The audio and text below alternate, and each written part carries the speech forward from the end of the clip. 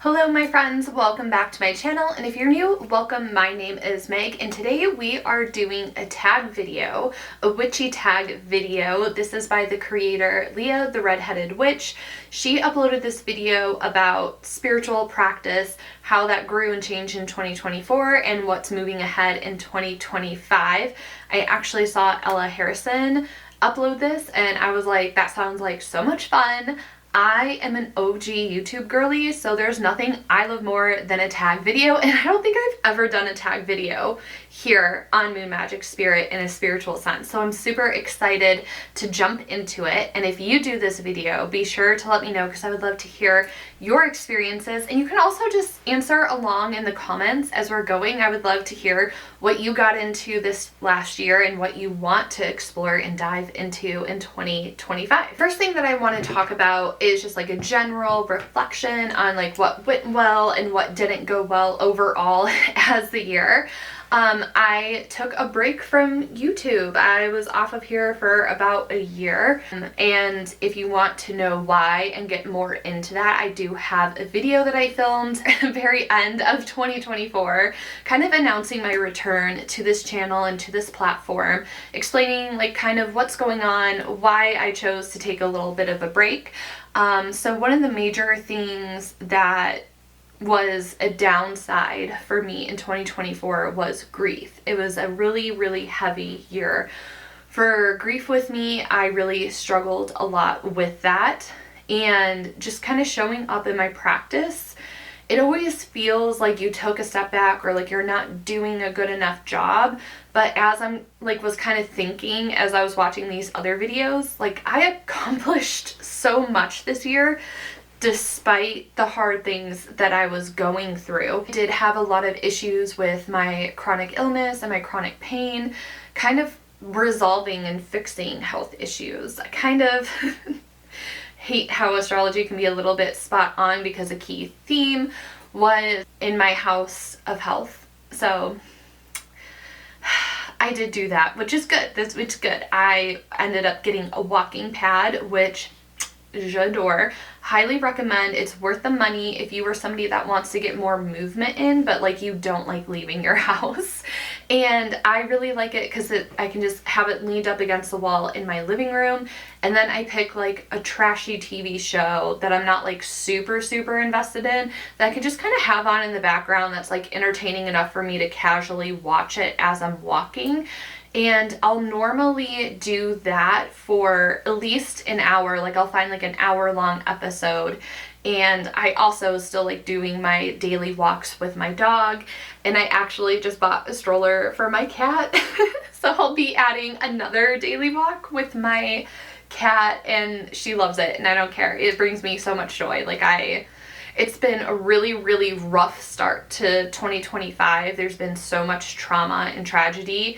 And just like having that, like putting my cat in a stroller and taking her on walks and her loving it, has brought me so much immense joy and happiness in what feels like such a heavy time. So, you know, going on those daily walks, incorporating more yoga, more strict yoga practice into my daily routine, along with the walking pad, and especially no matter where you live, what climate you're in, whether you live somewhere where it's cold most of the year or you're like me and you live somewhere where it's really hot, there's going to be like at least 3 or 4 months of a year that you're not really going to be outside. So having a walking pad is still a great way to move your body without it feeling like intense exercise, because like I am not a gym girly. I have panic attacks and cry when I go to the gym, so stop doing that. But kind of just bringing that movement in, working on my health, working on bringing more movement to my body, figuring out what works for me with supplements, and all this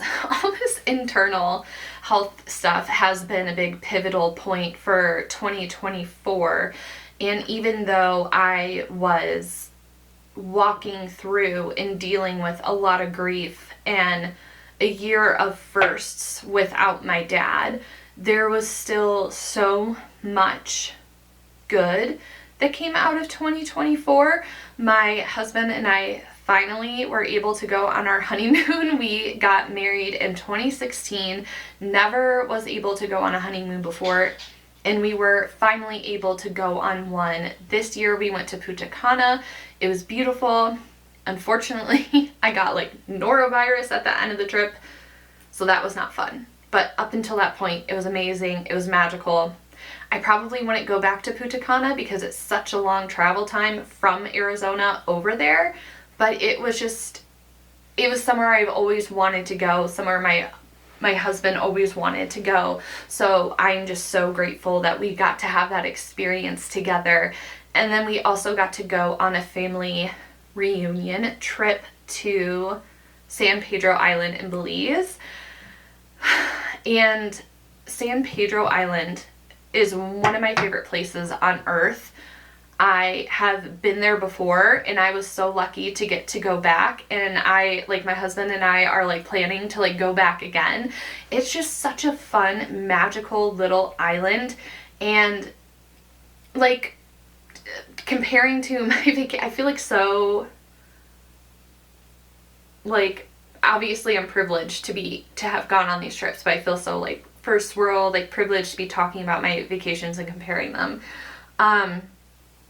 But comparing it to like a resort that we stayed at Punta Cana, I'm not sure, because like I've never stayed at a resort before. I don't know if I would ever do that again. It just felt very isolating and limiting to me. I'm someone, as much as I like staying in my house, I like to explore the places that I go to. So San Pedro Island is like perfect for that. You feel like really immersed in the culture. The locals that are there really want to teach you about the history and teach you about their land and their customs, and it's just so easy to like dive in and truly get to learn and explore somewhere like Belize. And we also got to snorkel by manatees, and that was honestly the highlight of my life. Like that's a highlight in my whole life.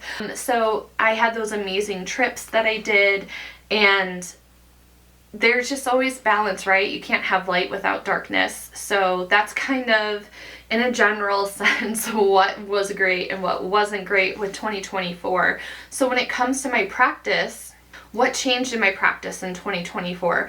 I thought 2024 I was so determined that 2024 was going to be the year that I got into deity work. Like I was like, I'm gonna work with all these goddesses, I'm gonna learn about them, it's gonna be the year of the goddess for me.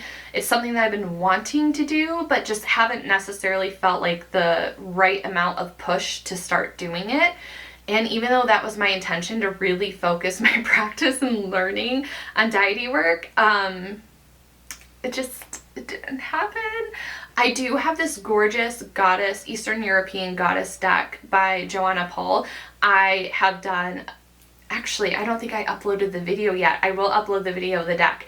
And so that's going to be like my way to ease into the different goddesses. Something that I also have been interested in is ancestor veneration and learning about just my history. I was adopted and didn't really know anything about like my background, where my ancestors were from. Of course, when you're adopted, you're extra lucky because you have your blood ancestors, but you also have the ancestors of your adopted family. So I knew where the ancestors of my adopted family are mostly from: Poland, England, Germany, but I wasn't sure like where my blood ancestors were from.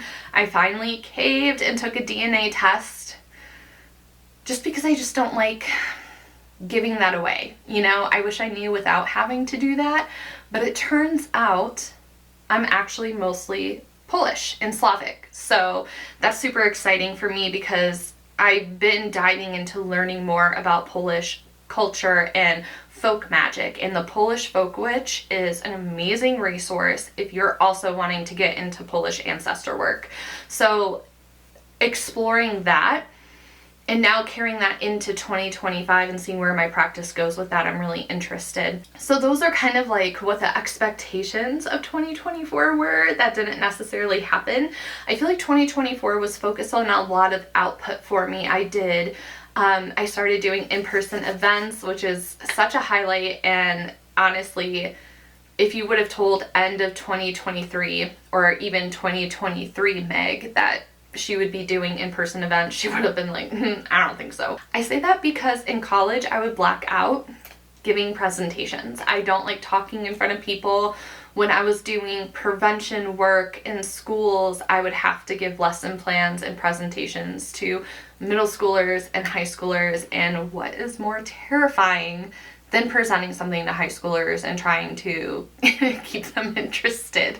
So the thought of me having to do public speaking, I would have been like, no way, no way. My anxiety was too bad. I would have panic. I was having panic attacks whenever I was leaving my house at the start of 2024. It was really bad. So the fact that I did that, like, I'm so proud of myself for that accomplishment.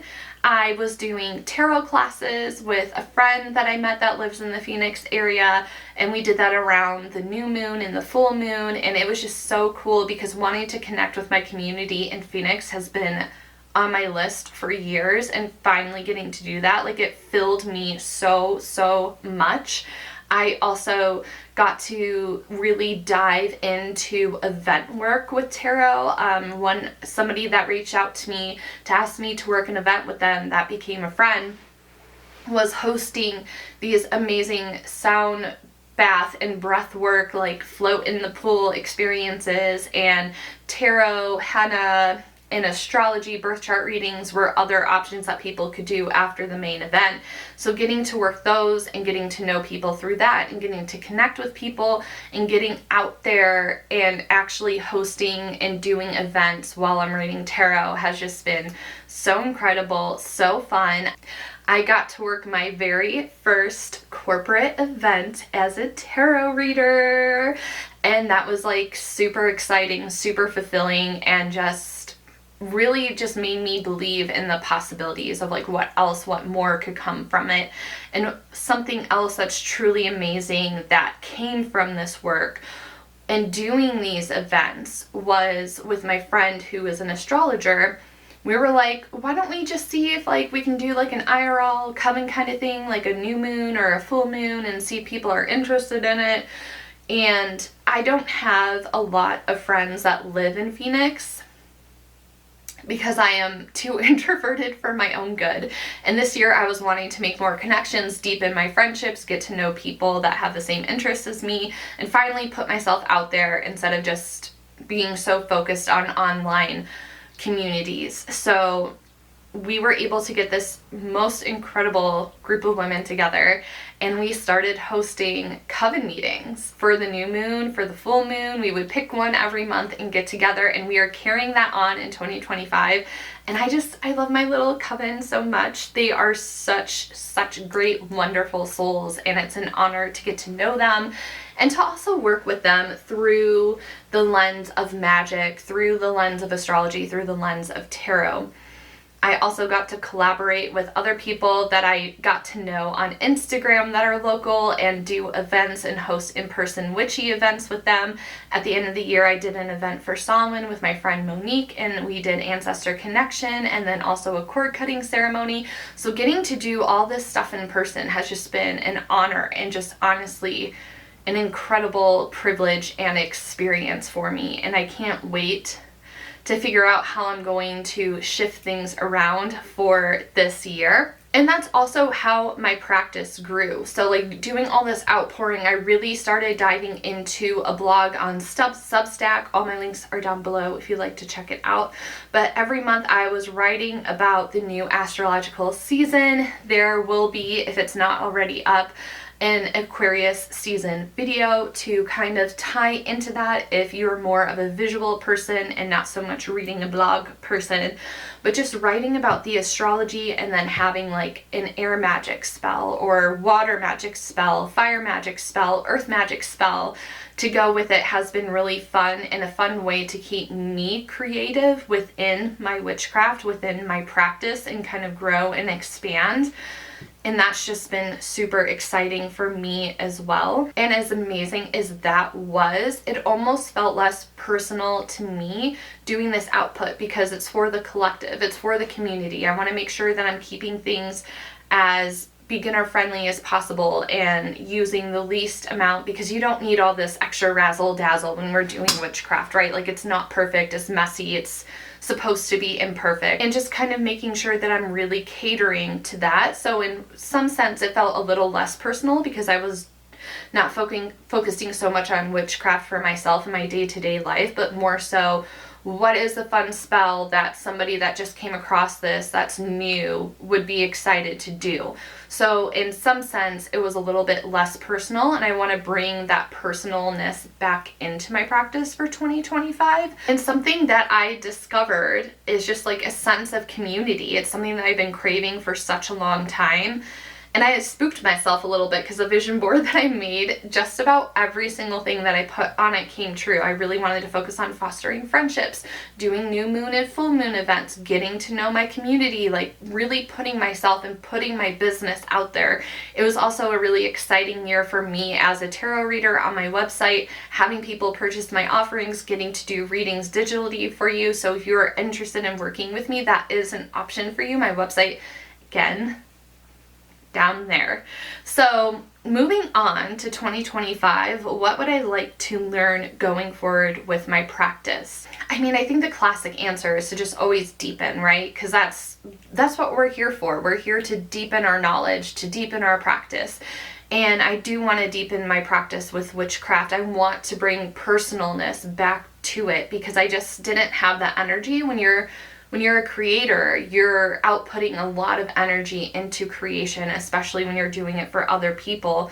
And just kind of everything that I was dealing with, going through grief and processing that and just surviving through grief, I didn't have a lot of like creativity or input left for myself. So just kind of learning to draw back a little bit, creating more of a balance, bringing more rest into my practice, learning to slow down a little bit. That's always on the goal list every year. And something that goes along with the nature of what do I want to learn going forward is kind of like, what kind of work do I want to be doing? On an outward level, on a macro level, I want to figure out how to do tarot classes. That's something that's at the top of my list. I have a period where I'm going to be taking a little bit of a break because I'm having a surgery. Everything's going to be fine. But I'm hoping during that time of recovery is kind of where I can plan and figure out how to do these classes. And I still want to focus on community. I have my community in person, but I'm also wanting to shift things back to online. Like last year, I really wanted to shift things like locally in person. It is like the downside of that though is marketing, because posting on any platform is like yelling into a void, and you can do all the SEO in the world. It doesn't mean that anyone is going to see it. Anyone relevant is going to see it. So kind of just trying to figure out how to re-strategize that, because I do really like my online community that I built on Instagram, but it does feel hollow. It does feel empty because of the algorithm. So it's kind of like, how can I recalibrate that? And I know a lot of people have Patreon and love Patreon and say that the community building on Patreon is so much better. So I'm kind of thinking about, if I do go over there, what do I bring with me? Like, do I move my blog posts to Patreon?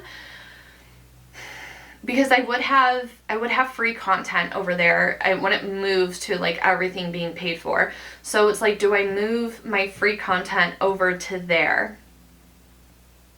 So let me know your thoughts as a viewer, how you feel about things when you follow people. What platform do you like to engage with them the most on? Obviously, if you're watching this on YouTube, I feel like that's your jam. So let me know your thoughts on that, because like, where would I post, like where would I host these classes? And I feel like Patreon may be the simplest option, because I'm not a business tech girly. Like, that is like math to me, which is awful. I just want to post content and connect with people, not necessarily think about the algorithm and math around it. So anyways, I digress. That's just a thought I'm putting out there. Another thing that I want to work with is looking at, not necessarily, everyone says religious trauma, but kind of like redefining what religion means to me. I grew up Catholic. We were taught to shame ourselves from birth. So growing up in a very toxic kind of religion, like being Catholic, you kind of have like this discontent towards the Catholic saints, the Catholic religious figures.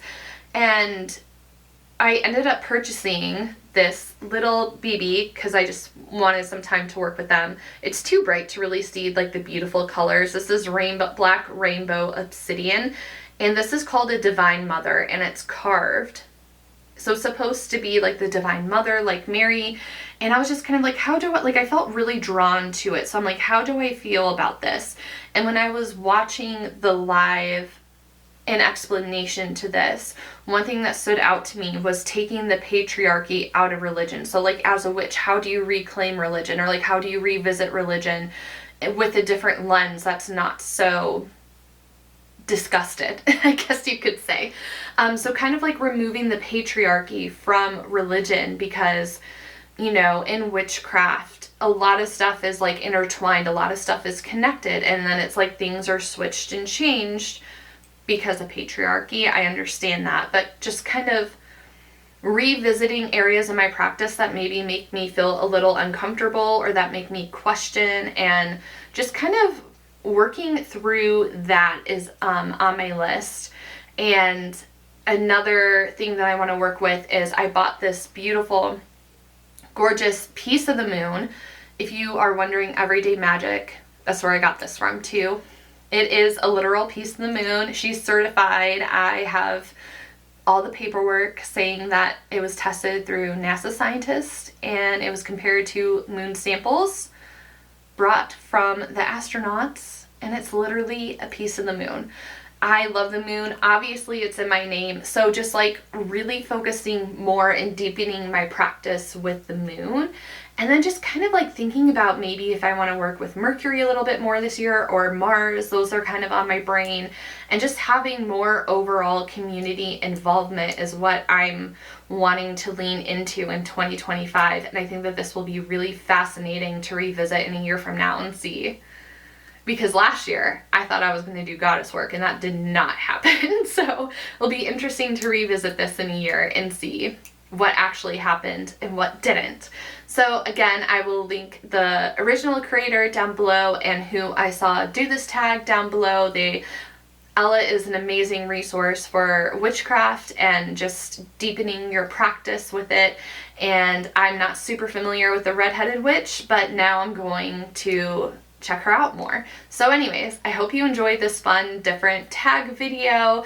Be sure to follow me on my different platforms, and if you would like to support me, consider checking out my website and purchasing a tarot reading from me. Or if you are not financially in the place to do that, just following, liking, sharing, leaving comments. Those are all free, great things to do to help support your favorite content creators. So with that, I hope you have a great 2025, and let me know what you're going to be up to in the comments below.